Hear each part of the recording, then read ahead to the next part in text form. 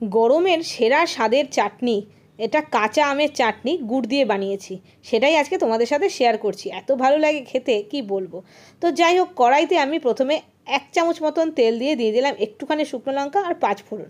যখন শুকনো লঙ্কা আর 5 ফোড়নটাকে বেশ সুন্দর করে গন্ধ আসার জন্য অপেক্ষা করছি, যখন গন্ধটা এসে গেছে তখন আমি দিয়ে দিলাম এরকম কেটে রাখা আম।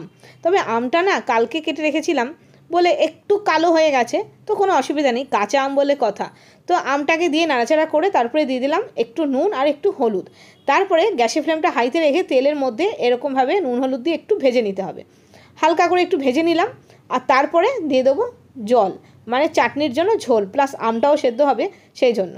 আমি অনেকটা পরিমাণে জল দিয়েছি, তারপরে গ্যাসটাকে মিডিয়ামে রেখে ঢেকে দিয়েছিলাম।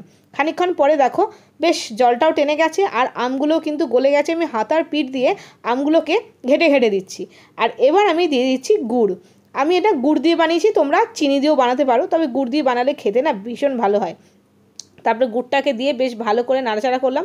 গুড় দেওয়ার সাথে সাথে দেখো কালারটা বেশ পাল্টে গেল। তো গুড় দিয়ে ভালো করে নাড়াচাড়া করছি আর ফুটিয়েও নিচ্ছি, একটু ঘন ঘন করছি। আর আমগুলোকে কিন্তু ভালো করে ঘেটে ঘেটে দিতে হবে, তাহলে বেশ ভালো লাগে খেতে।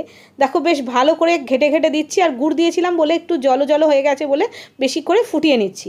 বেশ ভালো করে ফুটিয়ে নেওয়ার পরে এদিকে আমি একটুখানি প্যানের মধ্যে গোটা জিরে দিয়ে দিলাম।